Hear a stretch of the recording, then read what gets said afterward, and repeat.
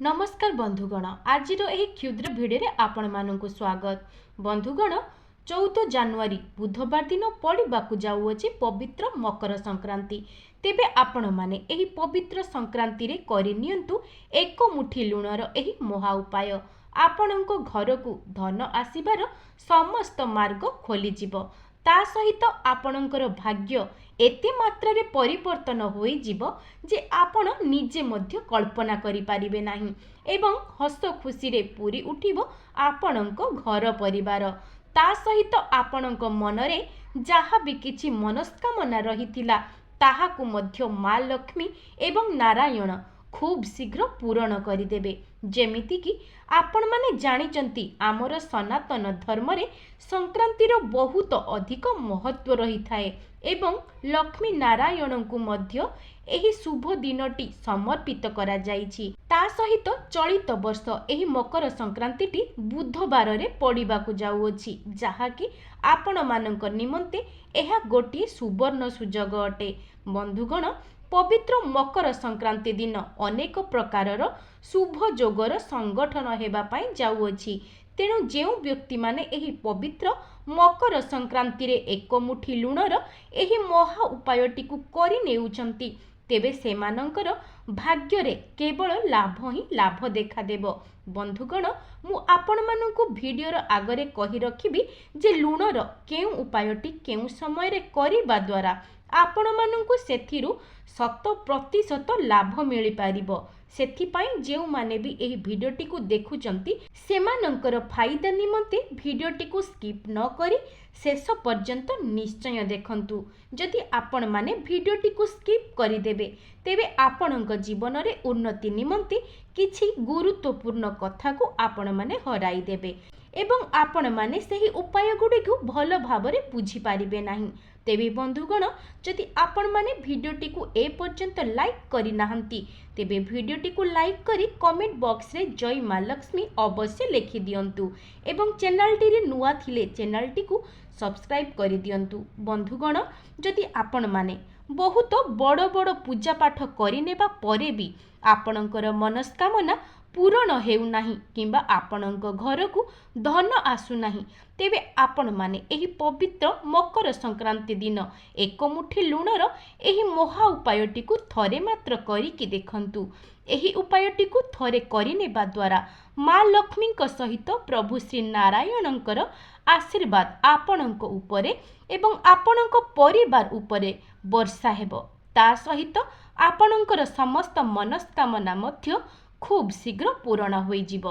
जेउ माने भी आजिर समय रे धनवान होइचंती किंबा सेमानक निकट को धन आसी पारिछि तेबे सेमाने मध्य एहीपरि गुप्त उपाय को निज जीवन रे परीक्षा करी देखिचंती जहा द्वारा सेमानंकु मध्य एहार शुभ फल मिली पारुछि। आपणक जीवन रे जहा भी किछि समस्या चली थाउ ना काहीकि जेमिति कि धन जनित समस्या हेउ किंबा ऋण करज जनित समस्या हेउ नचेत नूतन चाकरीटीए आपणंकु मिली पारु नाही तेबे ए समस्त क्षेत्र रे लुण ही आपणंकु सहाय्य करि पारिबो एवं आपण माने एही उपायटी को करि सारिबा परे आपण निजे ही चमत्कार देखिबा पाई पाइबे।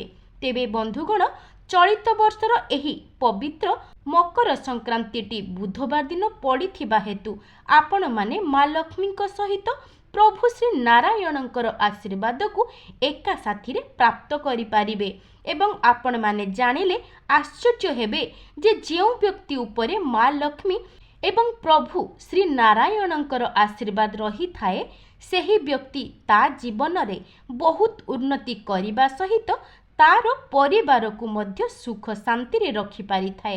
तेबे बंधुगण एमिति भी किछि लोक अछंती जेउ मानक उपरे पितृदोष किंबा पूर्व जन्मर कौनसी दोष लागी जाई थाए जहा द्वारा कि सेमाने निज जीवनटी को बहुत दुख कष्ट रे अतिबाहित करि थांती। ता सहित सेमाने तांको जीवन रे जेते परिश्रम करि नेले मध्य तांको परिश्रम अनुसारे सेमानंकु मूल्य मिली पारे नाही। ସେଥିପାଇଁ ସେମାନେ ନିଜ ଭାଗ୍ୟକୁ ହିଁ ଦୋଷ ଦେଇଥାନ୍ତି। ତେବେ ଯେଉଁମାନେ ବି ଏପରି ସମସ୍ୟାରେ ସାମ୍ନା କରୁଛନ୍ତି, ତେବେ ଆପଣମାନେ ଏହି ମକର ସଂକ୍ରାନ୍ତି ଦିନ ଆପଣଙ୍କ ଘରର ଏହି ଜାଗାରେ ଏକ ମୁଠି ଲୁଣକୁ ଫିଙ୍ଗି ଦିଅନ୍ତୁ। ଆପଣମାନେ ଜାଣିଛନ୍ତି, ଆପଣଙ୍କ ଘରର ମହିଳାମାନଙ୍କୁ ଶାସ୍ତ୍ରରେ ମା ଲକ୍ଷ୍ମୀଙ୍କ ସ୍ୱରୂପରେ ବିବେଚନା କରାଯାଇଅଛି। ସେଥିପାଇଁ ଯଦି ଆପଣମାନେ ନିଜ ଘରର ଉନ୍ନତି କରିବା ପାଇଁ ଚାହୁଁଛନ୍ତି, ତେବେ ଏହି ଉପାୟଟିକୁ ଥରେ ମାତ୍ର ପରୀକ୍ଷା କରି ଦେଖନ୍ତୁ। ଯଦି ବି ପୁରୁଷମାନେ ମୋର ଏହି ଭିଡ଼ିଓଟିକୁ ଦେଖୁଛନ୍ତି, ଆପଣମାନେ ଏହି ଭିଡ଼ିଓଟିକୁ ଦେଖି ସାରିବା ପରେ ଆପଣଙ୍କ ଘରର ମହିଳାମାନଙ୍କୁ ଏହି ଉପାୟଟିକୁ କରିବା ପାଇଁ କହିଦିଅନ୍ତୁ। କାହିଁକି ନା ଏହି ଉପାୟଟି କରିବାକୁ ଆପଣଙ୍କର ଟଙ୍କାଟେ ହେଲେ ମଧ୍ୟ ଖର୍ଚ୍ଚ ହେବ ନାହିଁ। ବରଂ ଯଦି ଆପଣମାନେ ସଠିକ୍ ଉପାୟରେ ଏହି ଉପାୟଟିକୁ କରିଦେଉଛନ୍ତି, ତେବେ ଆପଣଙ୍କ ଜୀବନରେ ବହୁତ ବଡ଼ ପରିବର୍ତ୍ତନ ଆସିବା ସହିତ ଆପଣଙ୍କ ଘରକୁ ଧନ ଆସିବାର ମାର୍ଗ ଖୋଲିଯିବ। ଯଦି ଆପଣମାନେ ଚାହିଁବେ, ତେବେ ଆପଣଙ୍କ ଘରର ଉନ୍ନତି ନିଜେ ହିଁ କରିପାରିବେ। ସେଥିପାଇଁ କିଛିଟା ବିଶେଷ ଦିନମାନଙ୍କରେ ବିଶେଷ ଉପାୟକୁ କରିନେବା ଦ୍ୱାରା ଆପଣଙ୍କର ହିଁ ମଙ୍ଗଳ ହୋଇଥାଏ। ଯେଉଁମାନଙ୍କ ଘରେ ନକାରାତ୍ମକ ଶକ୍ତି ଭରି ହୋଇ ରହିଥାଏ, ତେବେ ସେମାନେ ଏହି ଉପାୟଟି କରିନେବା ପରେ ସେମାନଙ୍କ ଜୀବନରୁ ନକାରାତ୍ମକ ଶକ୍ତି ଦୂର ହେବା ସହିତ ସେମାନଙ୍କ ଘରେ ସକାରାତ୍ମକ ଶକ୍ତିର ଆଗମନ ହୋଇଥାଏ। ତେବେ ବନ୍ଧୁଗଣ, ଆମର ସନାତନ ଧର୍ମରେ ଲୁଣର ବହୁତ ଅଧିକ ମହତ୍ତ୍ୱ ରହିଛି ଏବଂ ଲୁଣଟି ସମୁଦ୍ରଙ୍କର ଅଂଶ ହୋଇଥିବା ହେତୁ ତା ସହିତ ମା ଲକ୍ଷ୍ମୀ ମଧ୍ୟ ସମୁଦ୍ର ଦେବତାଙ୍କର କନ୍ୟା ଅଟନ୍ତି। ସେଥିପାଇଁ ପ୍ରାଚୀନ କାଳରୁ ମା ଲକ୍ଷ୍ମୀଙ୍କ ସହିତ ଲୁଣର ସମ୍ବନ୍ଧ ରହିଅଛି। ଆପଣମାନେ ଜାଣିଲେ ଆଶ୍ଚର୍ଯ୍ୟ ହେବେ ଯେ ସାମାନ୍ୟ ଦେଖାଯାଉଥିବା ଲୁଣଟି ଆପଣଙ୍କ ଜୀବନରୁ ଦୁଃଖ ଦାରିଦ୍ର୍ୟତାକୁ ଦୂର କରିବାର ସକ୍ଷମ ରଖିଥାଏ। ଯଦି ଆପଣମାନେ ଲୁଣର ସଠିକ୍ ଉପଯୋଗ କରିଦେଉଛନ୍ତି, ତେବେ ଆପଣଙ୍କର ଭାଗ୍ୟ ରାତାରାତି ପରିବର୍ତ୍ତନ ହୋଇଯିବ।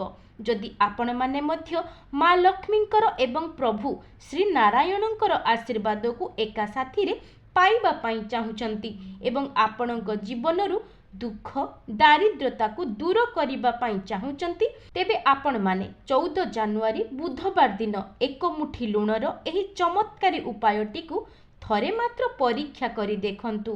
ଅନେକ ଲୋକମାନେ ଏମିତି ବି ଆଶା ରଖିଥାନ୍ତି ଯେ ସେମାନଙ୍କ ଘରକୁ ଧନର ଆଗମନ ହେଉ ଏବଂ ସେମାନଙ୍କ ଜୀବନରେ କେବେ ବି ଧନର ଅଭାବ ନ ରହୁ। ବନ୍ଧୁଗଣ, ଧନର ଆଗମନ ପାଇଁ ଆପଣଙ୍କୁ ପରିଶ୍ରମ ତ କରିବାକୁ ପଡ଼ିବ। ବିନା ପରିଶ୍ରମରେ ଆପଣଙ୍କୁ କୌଣସି ମୂଲ୍ୟ ମିଳିପାରିବ ନାହିଁ। କିନ୍ତୁ ତା ସହିତ ଯଦି ଆପଣମାନେ ବିଶେଷ ଦିନମାନଙ୍କରେ କିଛିଟା ଉପାୟକୁ କରିନେଉଛନ୍ତି, ତେବେ ସେଥିରୁ ମଧ୍ୟ ଆପଣମାନଙ୍କୁ ଅତ୍ୟନ୍ତ ଶୁଭ ଫଳ ଦେଖିବା ପାଇଁ ମିଳିଥାଏ। ତା ସହିତ ଭଗବାନଙ୍କର ଆଶୀର୍ବାଦ ମଧ୍ୟ ଆପଣଙ୍କ ଉପରେ ବନି ରହିଥାଏ। ତେବେ ପ୍ରଥମ ଉପାୟଟି ହେଉଛି, ଯଦି ଆପଣମାନେ ଏହି ଉପାୟଟିକୁ କରିବେ, ତେବେ ଆପଣଙ୍କ ଘରେ କୌଣସି ନକାରାତ୍ମକ ଶକ୍ତି ପ୍ରବେଶ କରିପାରିବ ନାହିଁ। ଯଦି ପରିବାରର ସଦସ୍ୟମାନଙ୍କ ମଧ୍ୟରେ ପୂର୍ବରୁ ମନ ମତାନ୍ତର ବା କଳି ଝଗଡ଼ା ଦେଖାଦେଉଥିଲା, ତେବେ ସେ ସବୁ ମଧ୍ୟ ଖୁବ୍ ଶୀଘ୍ର ଦୂର ହୋଇଯିବ। ତେଣୁ ଆପଣମାନେ ଏହି ପବିତ୍ର ମକର ସଂକ୍ରାନ୍ତି ଦିନ ବ୍ରହ୍ମ ମୁହୂର୍ତ୍ତରୁ ଉଠି ନିଜର ସ୍ନାନ ଆଦି କାର୍ଯ୍ୟ ସମାପନ କରିଦେବେ। ତାପରେ ଆପଣଙ୍କ ଘରେ ପୋଛା ଲଗାଇବେ ଏବଂ ସେହି ପୋଛା ଜଳରେ କିଛି ଲୁଣକୁ ମିଶାଇ ସେହି ଲୁଣ ପାଣିରେ ଆପଣଙ୍କ ଘରର ଚତୁଃପାର୍ଶ୍ୱଟିକୁ ପୋଛା ଲଗାଇବେ। ଯଦି ଏହି ପବିତ୍ର ମକର ସଂକ୍ରାନ୍ତିରେ ବ୍ରହ୍ମ ମୁହୂର୍ତ୍ତରେ ଆପଣମାନେ କରିନେଉଛନ୍ତି, ତେବେ ଆପଣମାନଙ୍କ ଘରେ ଯାହା ବି କିଛି ନକାରାତ୍ମକ ଶକ୍ତି ବାସ କରୁଥିବ, ସେ ସବୁ ଦୂର ହେବା ସହିତ ଆପଣଙ୍କ ଘରକୁ ସକାରାତ୍ମକ ଶକ୍ତିର ଆଗମନ ହେବ। ବନ୍ଧୁଗଣ, କେବଳ ଗୁରୁବାରକୁ ଛାଡ଼ିଦେଲେ ଯଦି ଆପଣମାନେ ଏହି ଉପାୟଟିକୁ ପ୍ରତ୍ୟେକ ଦିନ କରୁଛନ୍ତି, ତେବେ ଆପଣମାନଙ୍କୁ ଏହାର ଚମତ୍କାରୀ ଫାଇଦା ନିଶ୍ଚିତ ଦେଖିବା ପାଇଁ ମିଳିବ। ତା ସହିତ ଯଦି ଆପଣଙ୍କ ପରିବାରରେ ମନ ମତାନ୍ତର ବା କଳି ଝଗଡ଼ା ଦେଖା ଦେଉଥିଲା, ତେବେ ସେ ସବୁ ମଧ୍ୟ ଖୁବ୍ ଶୀଘ୍ର ସମାପ୍ତ ହୋଇଯିବ। ବନ୍ଧୁଗଣ, ଯଦି ଆପଣମାନେ କୌଣସି କ୍ଷେତ୍ରରେ ହାତ ଦେବା ସମୟରେ ସେଥିରେ ଆପଣଙ୍କୁ ଅସଫଳତାର ସାମ୍ନା କରିବା ପାଇଁ ପଡ଼ୁଛି, किंबा चाकरी क्षेत्र में कौनसी शुभ फल मिल पारुना नचेत आपणक व्यापार वाणिज्य उन्नति करि पारुनाहांती तेबे आपण माने एही पवित्र मकर संक्रांति दिन लुणर गोटे खास उपायटी को थरे करिकी देखंतु। तो सेथिपाई आपण माने गोटे धड़ा कपड़ा को आणंतु एवं मकर संक्रांतिर संध्या समय रे सेही धड़ा कपड़ाटी को आपणक ठाकुर घरे रखी दियंतु एवं सेही धड़ा कपड़ा उपरे एक मुठी लुण को रखिदे ताहार गोटे पुटुली प्रस्तुत करंतु। एहार पुटुलीटी प्रस्तुत करि सारिबा परे आपण माने माँ लक्ष्मी निकटरे पुटुलीटी को छुआई दे आपणक घरर धन रखुथिबा स्थान रे रखिदेबे। एपरि करिबा द्वारा माँ लक्ष्मींकर आशीर्वादरु आपणक धनरे वृद्धि घटिबो एवं आपणक घर को धन आसीबार नूतन मार्ग मध्य खोलिजिबो। आपण माने केवल एतिकी करिनेबा द्वारा आपणक जीवन रे खूब शीघ्र उन्नति आसीबो। जेउ माने नूतन चाकिरीर संधान करुथिले तेबे सेमानंकु मध्य निज मन मुताबक चाकिरीटिए खूब शीघ्र प्राप्ति होई जिवो। जेउ मानंकर व्यापार वाणिज्य रहिछि तेबे सेमाने सेही पुटुलीटी को आनी सेमानंकर व्यापार वाणिज्य क्षेत्र रे रखिदेबे। एपरि करिबा द्वारा मध्य सेमानंकर व्यापार वाणिज्य भल चलिबा पई लागिबो। तेबे जेउ माने भी एही भिडियोटी को देखुचंती आपण माने पवित्र मकर संक्रांति दिन एही सरल उपायटी को थरे मात्र परीक्षा करी देखंतु। जदि आपणंकर एही उपायटी करिबा द्वारा माँ लक्ष्मी एवं नारायण प्रसन्न होई जांती तेबे आपणंक जीवनरु धन जनित समस्या को खूब शीघ्र दूर करिदेबे एवं जेउ मानंकर आर्थिक स्थिति बिगिड़ी जाइथिला सेमानंकर आर्थिक स्थिति मध्य सुदृढ़ होई जिवो। ता सहित सेमानंक परिवार उपरे माँ लक्ष्मी एवं नारायणंकर आशीर्वाद सदा सर्वदा पाई रहिबो। बंधुगण एबे आसंतु जानि नेबा एक मुठी लुणर सठिक प्रयोग करिबा द्वारा आपणंक जीवन रे किभଳି भाबरे उन्नति आसीबो। एक मुठी लुण आपणंक जीवन को किभଳି भाबरे परिवर्तन करिबो।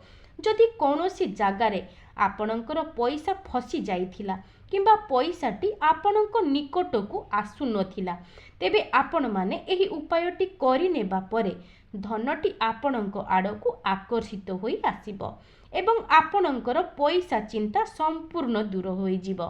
तेबे आपण माने गोटे काच पात्र को नेई आसीबे एवं सेही काच पात्र रे किछि लुण को भर्ती करिदेबे।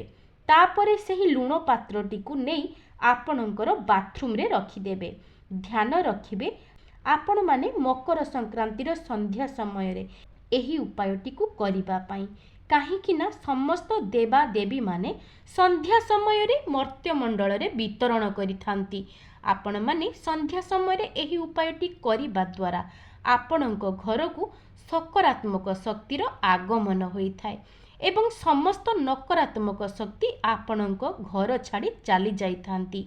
जेउ मानंकर ऋण करज थिला सेमानंक जीवन को धन आसीबार मार्ग खोली जिवो। ता सहित माँ लक्ष्मी एवं नारायणंक आशीर्वादरु आपणंकर समस्त ऋण करज गोटे मास मध्य सुझी जिवो। जदि पूर्वरु आपणंकर कौनसी बदखर्च पई आपणंक निकटरे टंका संचय होई रहु नथिला तेबे एही उपायटी करिबा परे आपणंक निकटरे टंका संचय हेबा आरंभ होई जिवो। बंधुगण एक मुठी लुण को शुक्रदेवंकर कारक बोली माना जाइथाय। जेउ व्यक्तिंकर शुक्र ग्रहटी मजबूत रही थांती तेबे सेही व्यक्ति धनवान हेबा सहित तांको जीवन रे बहुत उन्नति करिथाय।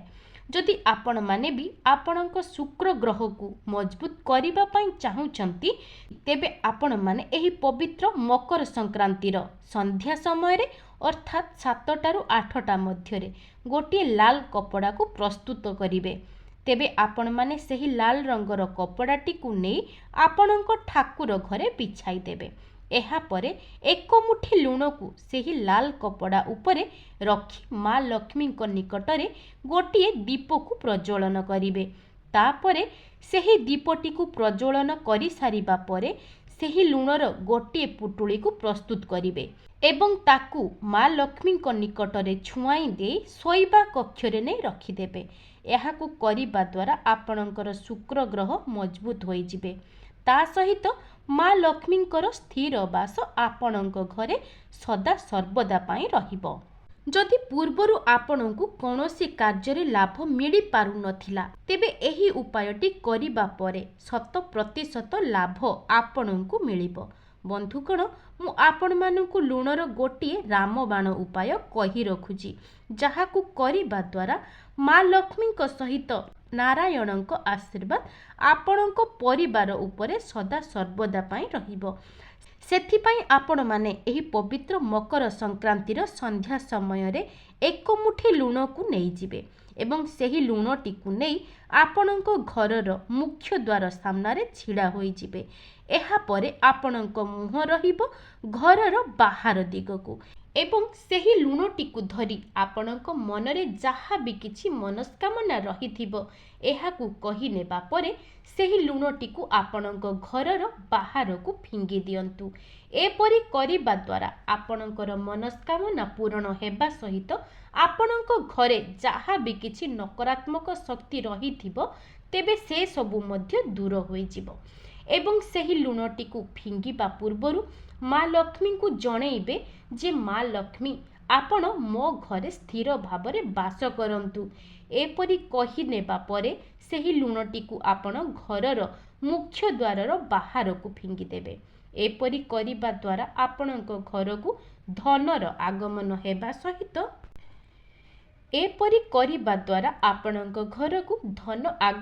ହେବା ସହିତ ମା ଲକ୍ଷ୍ମୀ ମଧ୍ୟ ଆପଣଙ୍କ ଘରେ ସ୍ଥିର ଭାବରେ ବାସ କରିବେ।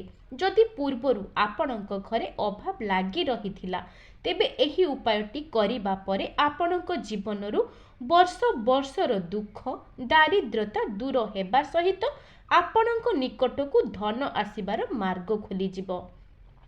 ଯେମିତିକି ଆପଣମାନେ ଜାଣିଛନ୍ତି, ପ୍ରତ୍ୟେକ ସଂକ୍ରାନ୍ତିର ଅଲଗା ଅଲଗା ମହତ୍ତ୍ୱ ରହିଥାଏ।